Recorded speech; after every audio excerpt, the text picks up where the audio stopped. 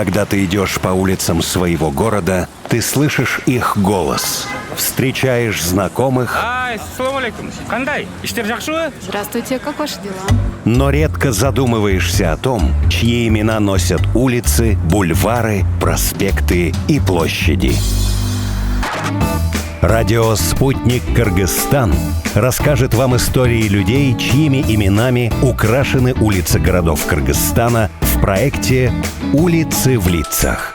Узнай историю своей улицы вместе с нами.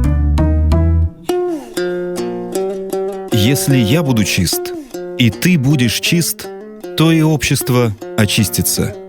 Это высказывание Исхака Разакова за 30 лет независимости Кыргызстана цитировали, пожалуй, все президенты страны и многие политические деятели.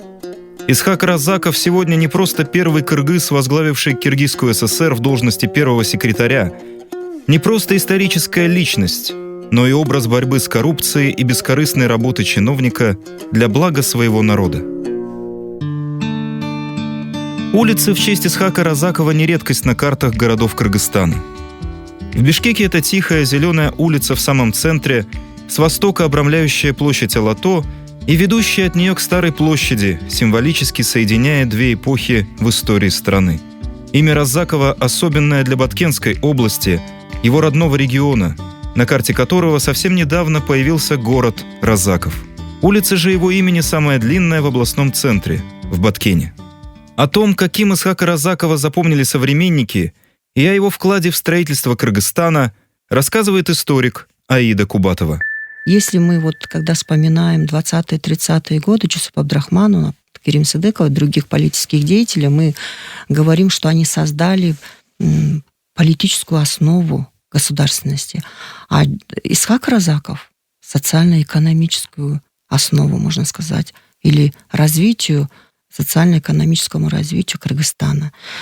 И были созданы, помимо этих крупных промышленных предприятий, также и местные производства были введены в строй. То есть ГЕСы, эти Аламединска, Лебединовка, также были уделены очень большое внимание в развитии образования. То есть в годы правления Исхака Разакова были открыты очень много учебных заведений. И то, что он был честным, да, он был, по воспоминаниям современников, действительно он был честным.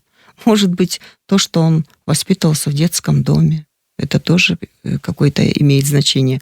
У нас же, как у кыргызов, любят же своих родственников поставить на такие высокие должности. А Исхак Разаков работал очень честно. Очень честно, да. И действительно, это высокое развитие социально-экономической жизни республики, он внес большое значение. И если мы обратимся, как развивалось образование, в 1952 году он сам лично написал письмо Маленкову предоставить 150 мест каждый год для студентов, поступающих из Кыргызстана. Это очень такое дело.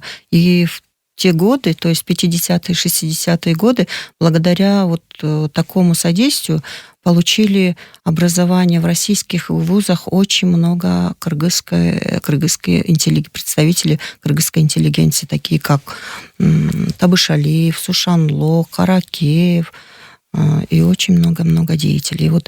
Я хочу привести такой пример по воспоминанию академика Усена Асановича. Я с ним вместе работала в энциклопедии.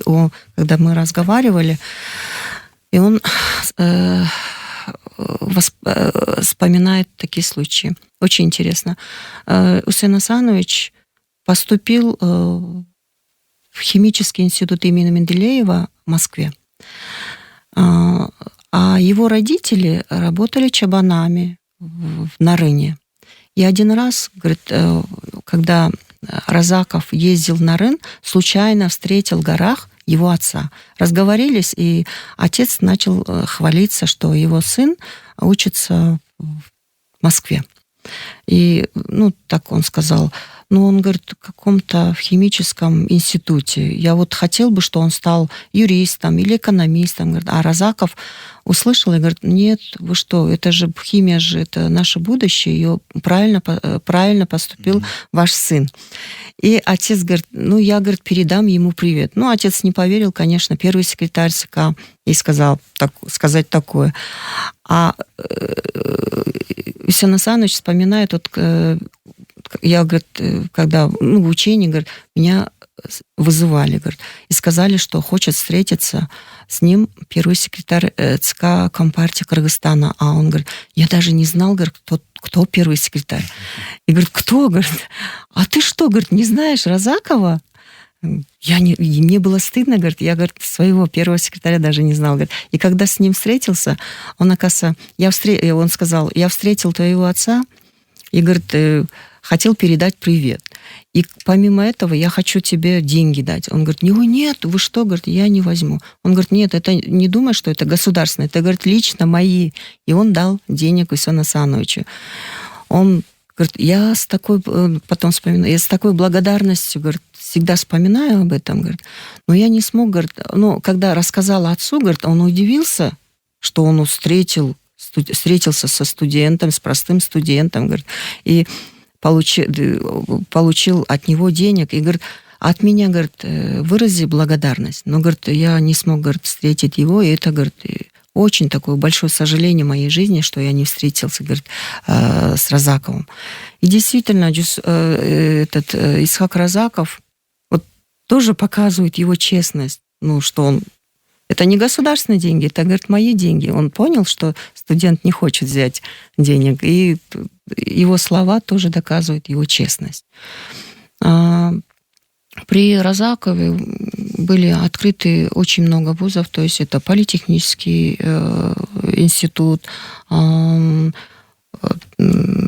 также были преобразованы, раньше же было филиалом Академии наук, Академии наук СССР, и Академия наук стал Академию наук самостоятельным структурой Кыргызской республики, институт Бишиналиева, институт искусства и много-много вузов. Волжский педагогический институт. Волжский педагогический.